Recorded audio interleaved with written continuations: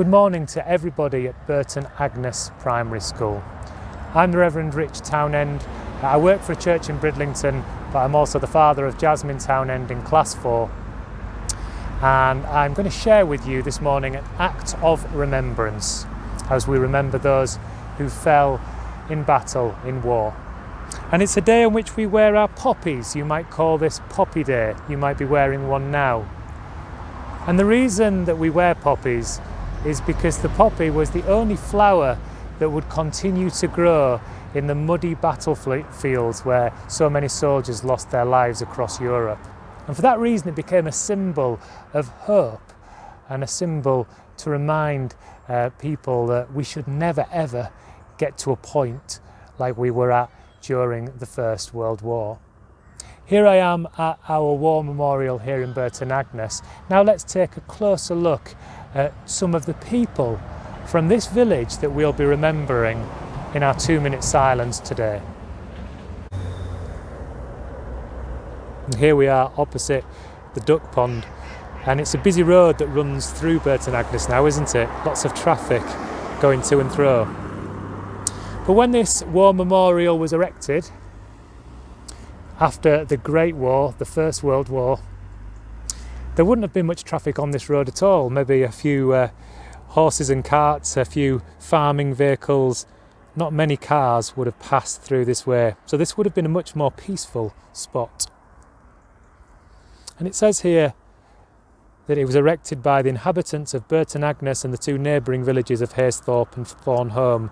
You might have been here before, perhaps on a school visit. You might have had a look at these words before, but if not, I'm just going to show you some of the names that are on here.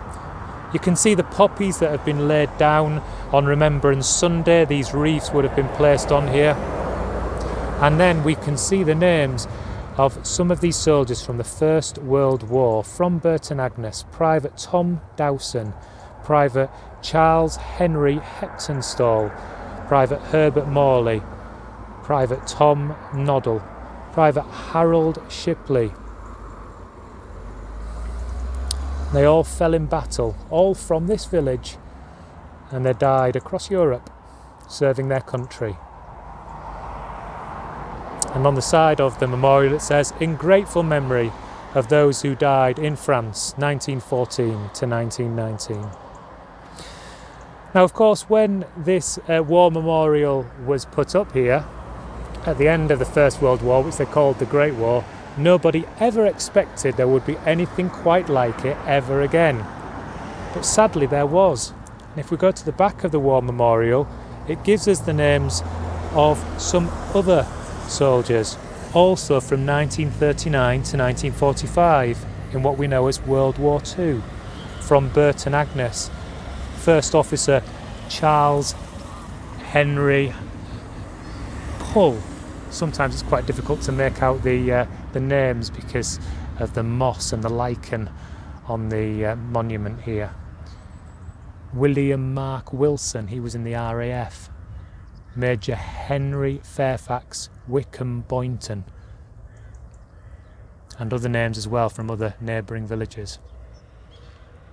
And right at the bottom, from a more recent war, Stephen Mark Thirlwell, from the Prince of Wales' own regiment, died in 1996 in Bosnia, which is in Eastern Europe.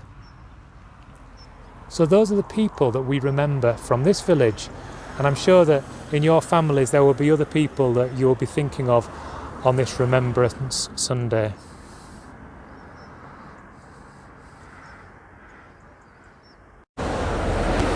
If we look around some of the neighbouring villages, we can see other war memorials as well. Just down the road from Burton Agnes in Carnaby, there's this stunning poppy display and this wonderful piece of artwork. And if we look more closely at this piece of art, it shows a story of great heroism that took place on the airfield here at Carnaby back in 1945. Now, the plane that you can see is a Halifax bomber. And you might notice that underneath it there is a big hole in it, and that's because the bomb that it was carrying exploded when it shouldn't have done. The crew assumed that the bomber from that aeroplane had simply dropped out of the hole and into the sea and was dead.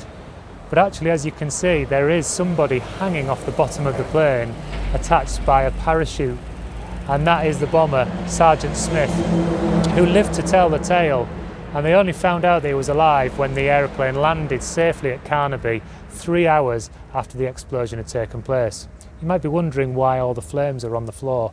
Well, that is so the aeroplane could see where the runway was. They dropped fuel all the way down the sides of the runway and then lit it, making like landing lights for the aeroplane, because it was a very, very misty day.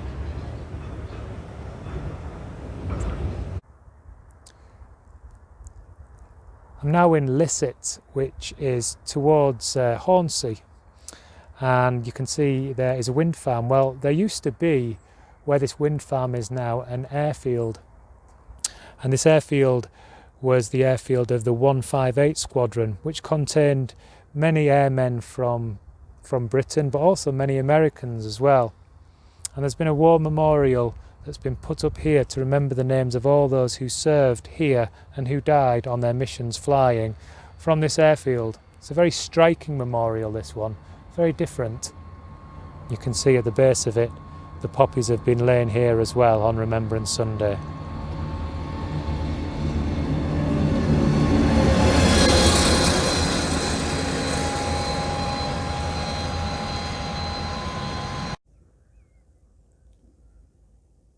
For our final war memorial, we've got to look a little bit harder to find it, but we're much closer to home.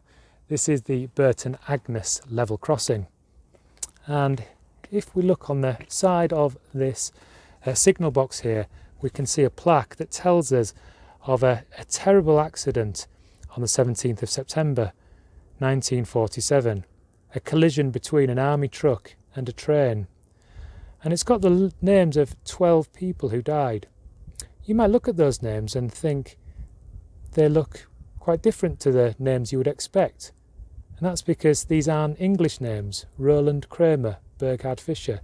These are actually the names of German prisoners of war who were kept prisoner here at Burton Agnes.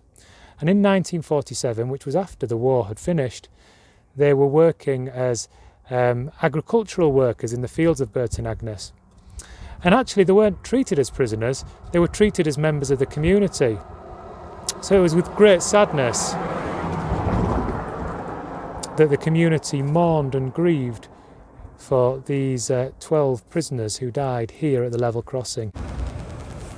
And now we remember these brave and heroic people.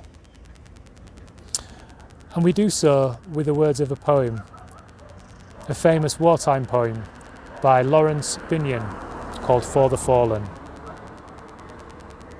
They went with songs to the battle. They were young, straight of limb, true of eye, steady and aglow. They were staunch to the end against odds uncounted. They fell with their faces to the foe. They shall grow not old, as we that are left grow old. Age shall not weary them, nor the years condemn. At the going down of the sun, and in the morning, we will remember them. And we say together, we will remember them.